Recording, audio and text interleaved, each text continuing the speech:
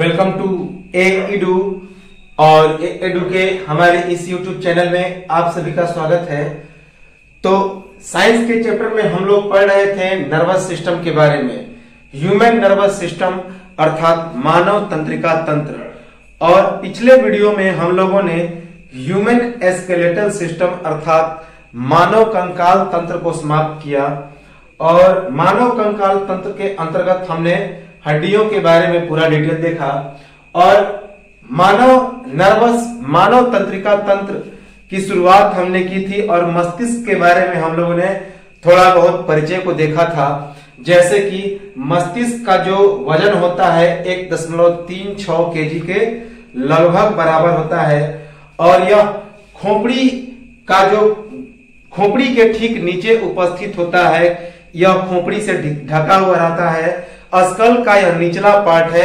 ये सभी चीजें हम लोगों ने देख लिया था और हमने ये भी देखा था कि जो मस्तिष्क होता है उसके 3 भाग होते हैं, फोर ब्रेन, मिड ब्रेन और हिंड ब्रेन। तो उसी चीज को हम लोग कंटिन्यू करेंगे कि वास्तव में मस्तिष्क है किसका भाग। तो मस्तिष्क केंद्रीय तंत्रिका तंत्र का भाग है और यह केंद्रीय तंत्रिका तंत्र अर्थात nervous system, central nervous system जो है वह नर्वस सिस्टम का पार्ट है।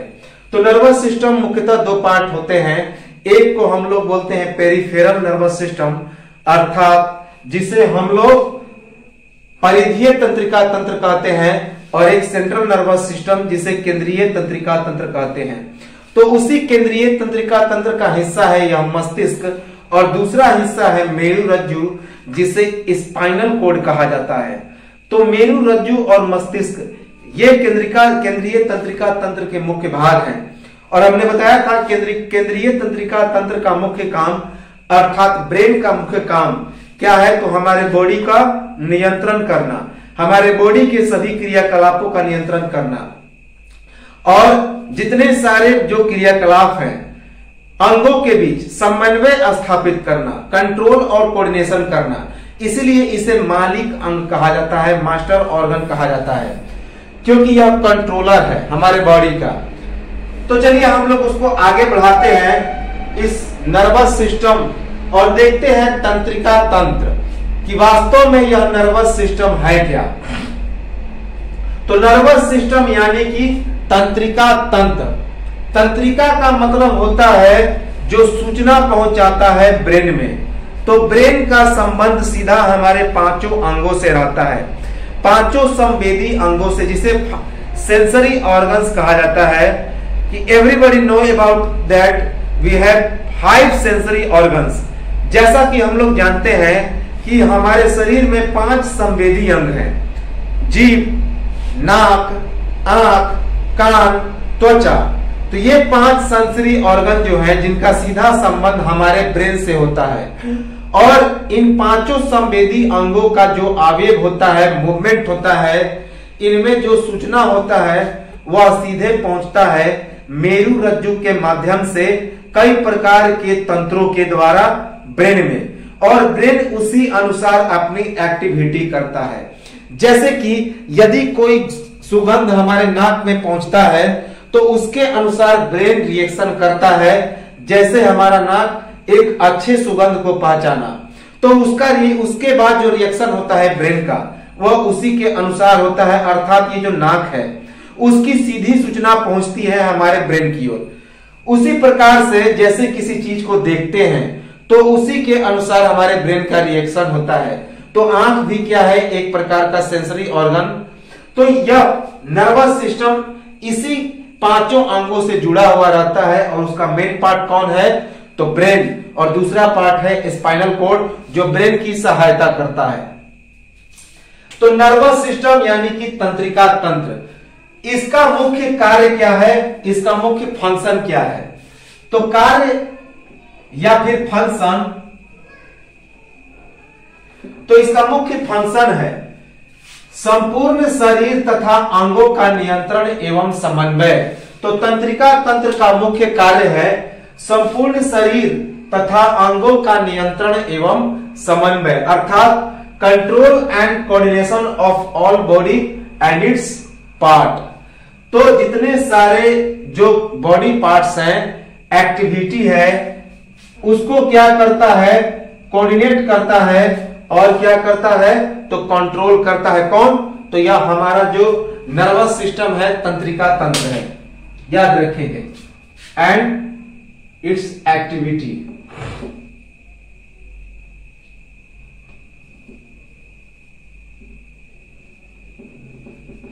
तो हमारा नर्वस सिस्टम अर्थात तंत्रिका तंत्र का मुख्य कार्य है संपूर्ण शरीर तथा अंगों का नियंत्रण करना एवं अंगों के बीच समन्वय स्थापित करना, अर्थात control and coordination of all body and its parts and it's all activity.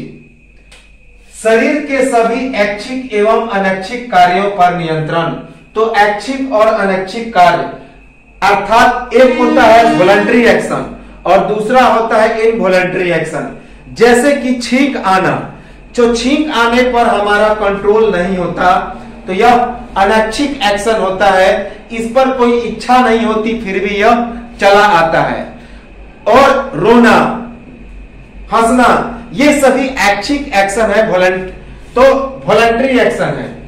तो ऐच्छिक और अनऐच्छिक जो कार्य होते हैं इन पर यह नियंत्रण स्थापित करता है। कौन? ब्रेन कंट्रोल करता है, अर्थात control of voluntary and involuntary action.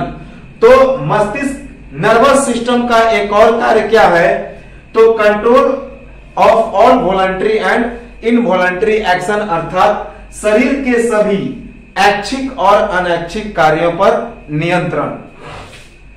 समस्त संवेदनाओं, संवेदना का मतलब होता है जो पांचों संवेदी अंगों से जो ब्रेन में सूचना पहुंचता है उसी को संवेदना या आवेग कहते हैं, इंफॉर्मेशन कहते हैं। तो समस्त संवेदनाओं अर्थात सूचनाओं को ग्रहण कर मस्तिष्क तक पहुंचाना, सेंडिंग ऑल सेंसर्स और इंफॉर्मेशन टू द ब्रेन। और तो जितने सारे सेंसर होते हैं, जितने सारे संवेदना होते हैं, जितने सारे सूचनाएं होती हैं जो पांचों संवेदी अंगों के द्वारा प्राप्त किया जाता है, और तो यह किसके कहां पे भेजा जाता है, तो ब्रेन में।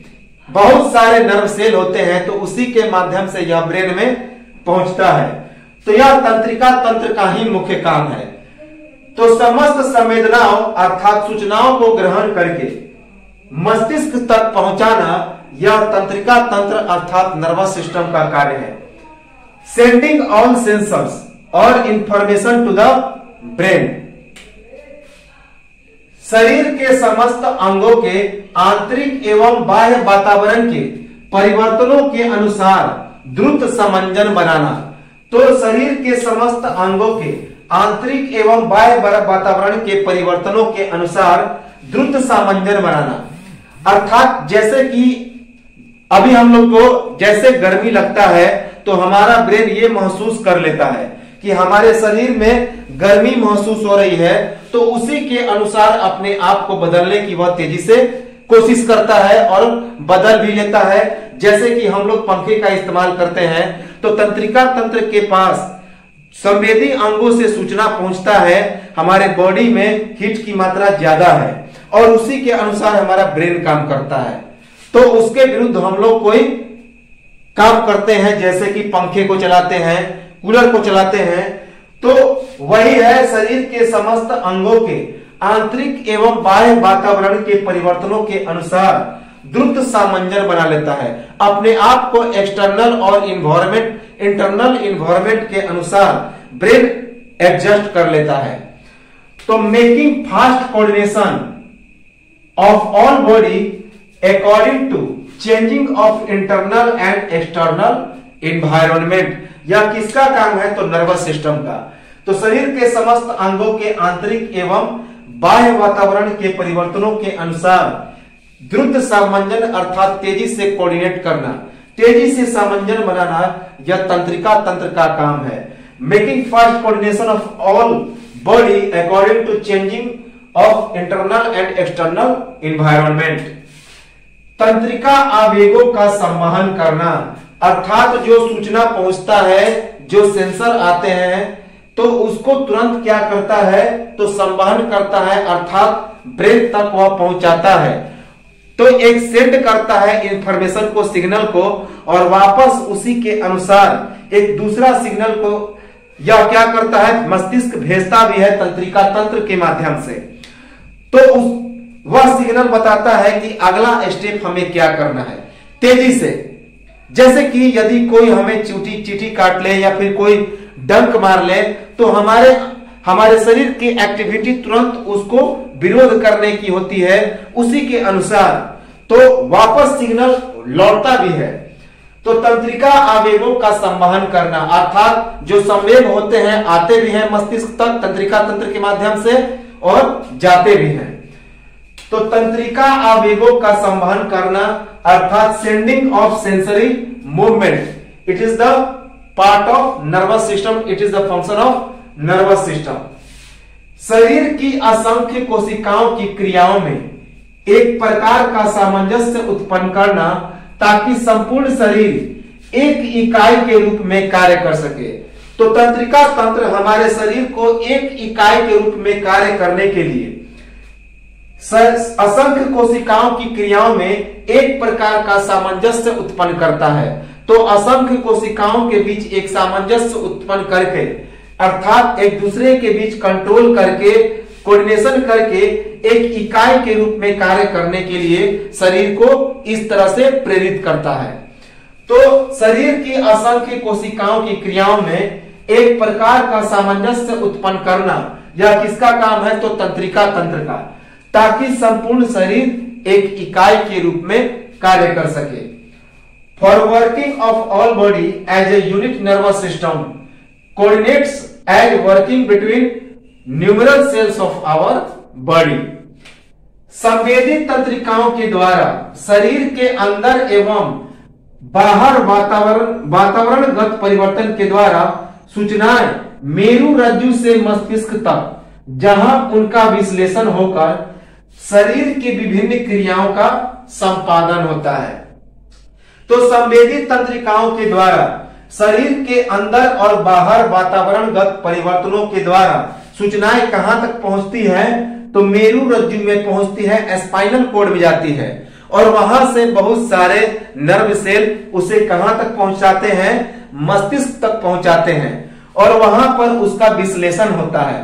अभी हमने बताया कि उसी के अनुसार हमारा मस्तिष्क एडजस्ट करता है, अर्थात वो तुरंत सोच लेता है, तुरंत अपने आप को इस तरह से विश्लेषित करता है कि अगला स्टेप हमें क्या करना चाहिए, अगला स्टेप हमें क्या बोलना चाहिए, क्या एक्टिविटी करना चाहिए। जैसे कि कोई हमें मीठा शब्द बोलता है तो हमारा रिएक्शन मस्तिष्क उसी के अनुसार मीठे रूप में देता है, लेकिन जैसे कोई हमें एब्यूज करता है तो उसी के अनुसार हमारा भाषा भी मस्तिष्क चेंज करके उसे का द्रुत प्रतिक्रिया देता है। तो संवेदी तंत्रिकाओं के द्वारा शरीर के अंदर बाहर वातावरणगत परिवर्तन के द्वारा जो सूचनाएं होती हैं मेरु रज्जु से मस्तिष्क तक पहुंचती है, जहां पर उनका विश्लेषण होकर शरीर की विभिन्न क्रियाओं का संपादन होता है। अर्थात finishing of all work inside and outside of our body due to changing environment and all informations are gone from spinal cord to the brain and synthesise here. याद रखेंगे, इंपॉर्टेंट है। तो यह तो था इसका फंक्शन, जो नर्वस सिस्टम है, तंत्रिका तंत्र है, उसका कार्य, मेन कार्य क्या है, मेन फंक्शन क्या है। अब हम लोग इसके निर्माण पर आते हैं कि इस तंत्रिका तंत्र का जो निर्माण होता है वह कैसे होता है, किस चीज से इसका निर्माण हुआ है, इसका फॉर्मेशन कैसे हुआ। तो इसका निर्माण तो सबसे इंपॉर्टेंट है कि उत्तकों से हुआ। तो सबसे पहला नर्वस सिस्टम जो है, तंत्रिका तंत्र क्या है, तो एक प्रकार का टिश्यू है, उत्तक है। तो इसका निर्माण उत्तकों से हुआ, अर्थात फॉर्मेशन बाय टिश्यूज, जिसमें तंत्रिका कोशिकाओं या न्यूरॉन्स और इससे संबंधित तंत्रिका तंतुओं तथा एक विशेष प्रकार के संयोजी उत्तक जिसका नाम है न्यूरोग्लिया का समावेशन होता है। तो उत्तकों से इसका निर्माण होता है, किसका, तंत्रिका तंत्र का, जिसमें तंत्रिका कोशिकाएं होती हैं जिसे न्यूरॉन्स कहते हैं। तो इसको हम लोग आगे पढ़ेंगे पूरा डिटेल में, पूरे चित्रीय प्रदर्शन के साथ। और इससे संबंधित तंत्रिका तंतु होते हैं तथा इसमें एक विशेष प्रकार के संयोजी उत्तक अर्थात कनेक्टिव टिश्यू जुड़ा रहता है जिसे न्यूरोग्लिया कहते हैं। तो उसका समावेशन होता है, उससे जुड़ाव होता है। तो इसका निर्माण उत्तकों से होता है जिसमें तंत्रिका कोशिका या न्यूरॉन्स और इनसे संबंधित तंत्रिका तंतुओं तथा एक विशेष प्रकार के संयोजी उत्तक जिसे न्यूरोग्लिया कहते हैं उसका समावेशन होता है। तो formation by tissues where nerve cells और neurons and its related nervous signals are attached with an special type of connective tissue called neuroglia। इसके बाद अब हम लोग आते हैं वर्गीकरण। कितने प्रकार के तंत्रिका तंत्र होते हैं? Types of nervous system, types of nerve cell. तो जनरली 3 प्रकार के हमारे तंत्रिका तंत्र होते हैं। होते तो मुख्यतः 2 ही हैं, लेकिन जो तीसरा होता है उनमें ये दोनों का मिश्रण होता है, मिक्सचर होता है, अर्थात वह फ्री होता है, स्वतंत्र होता है। तो पहला है केंद्रीय तंत्रिका तंत्र जिसे सेंट्रल नर्वस सिस्टम कहते हैं।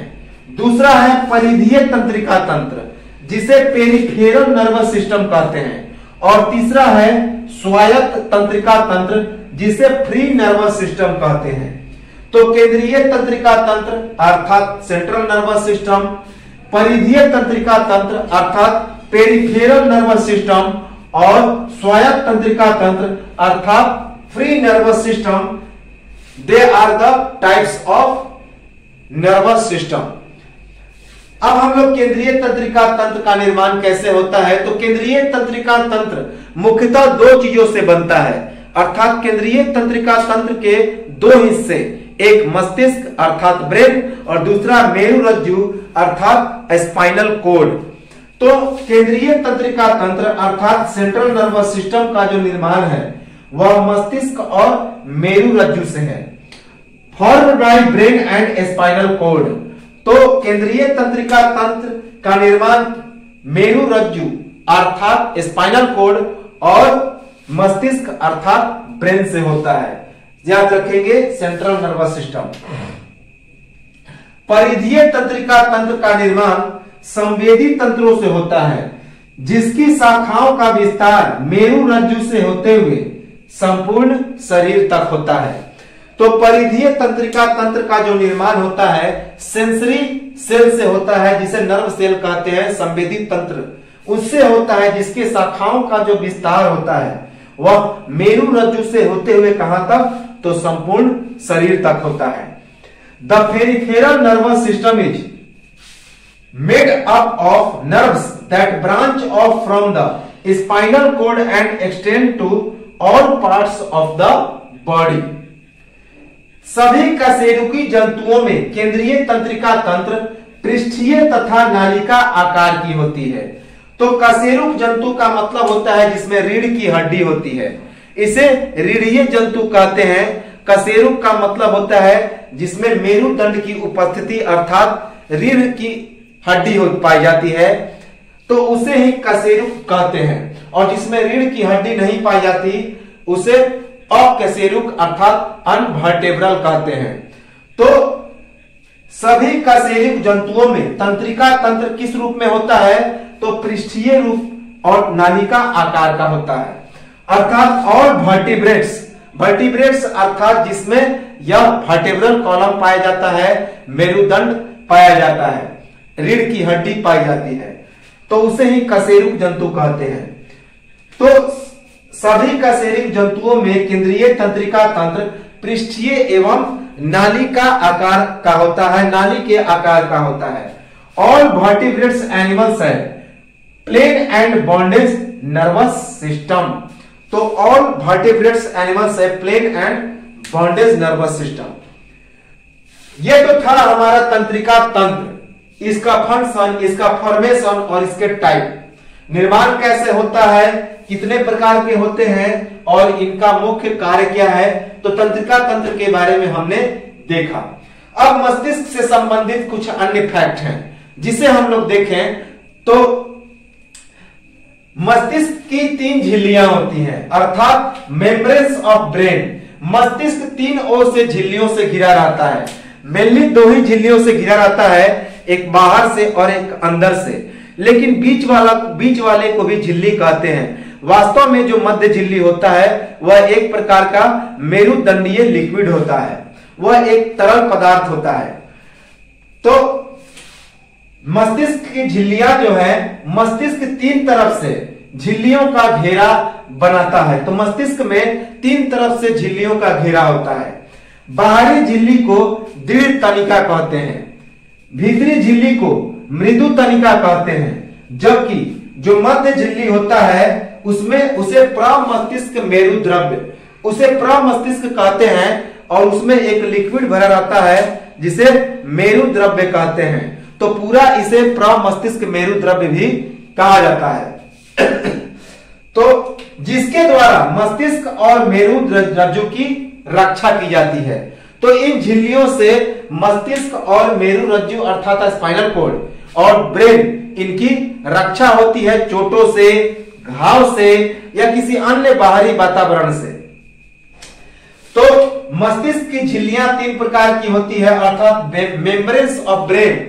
मस्तिष्क 3 तरफ से झिल्लियों से घिरा रहता है।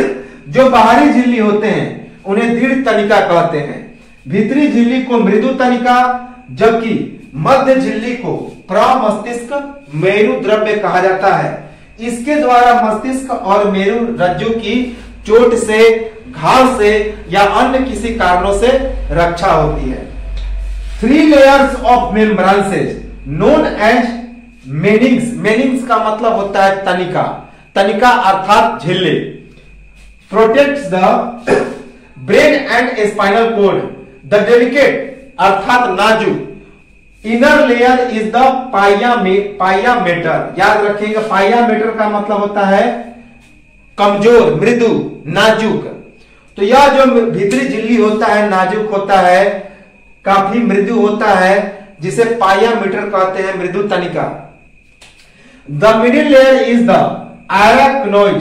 एराक्नोइड अर्थात होता है जिसे प्रमस्तिष्क कहते हैं।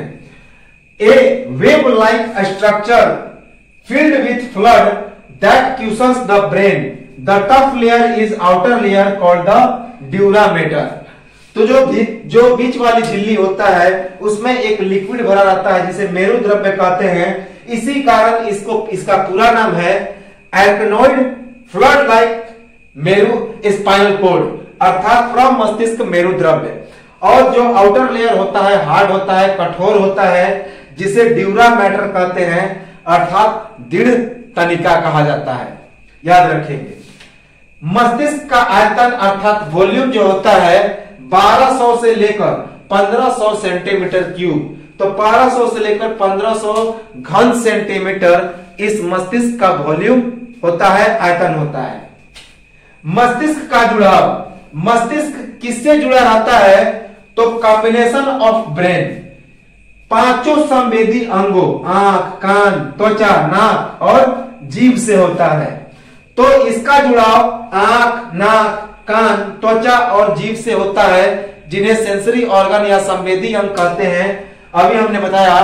तो इसी से मस्तिष्क का जुड़ाव होता है, जिससे सभी जितने सारे आवेग होते हैं वह पहुंचते हैं और उसके बाद जो विभिन्न क्रियाएं हैं वह रिटर्न में वापस भी आता है। तो 5 संवेदी अंगों आंख, कान, त्वचा, नाक, जीभ से इस मस्तिष्क का जुड़ाव होता है। With all 5 sensory organs, skin, nose, ear, tongue and eye. मस्तिष्क इनके आवेग या ज्ञान अर्थात नॉलेज को समझता है।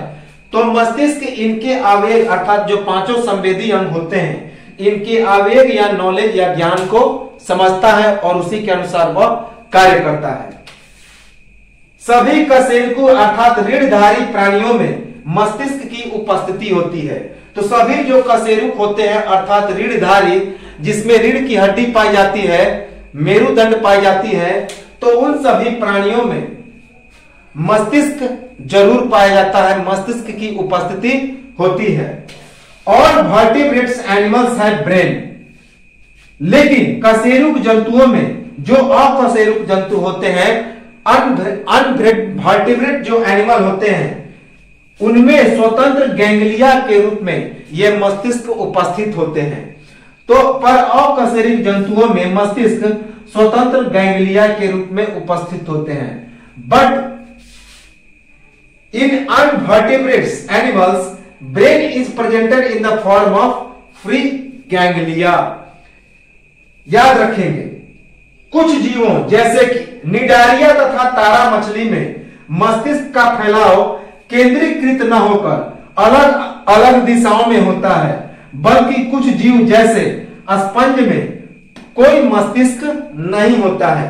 तो इंपॉर्टेंट है, ऑब्जेक्टिव के रूप में पूछा जाता है कि कुछ जीव जैसे कि निडारिया और तारा मछली, इन सभी जीवों में जो मस्तिष्क का फैलाव होता है वह केंद्रीकृत न होकर, सेंट्रलाइज न होकर अलग अलग दिशाओं में फैला हुआ रहता है, यत्र तत्र उसका फैलाव रहता है।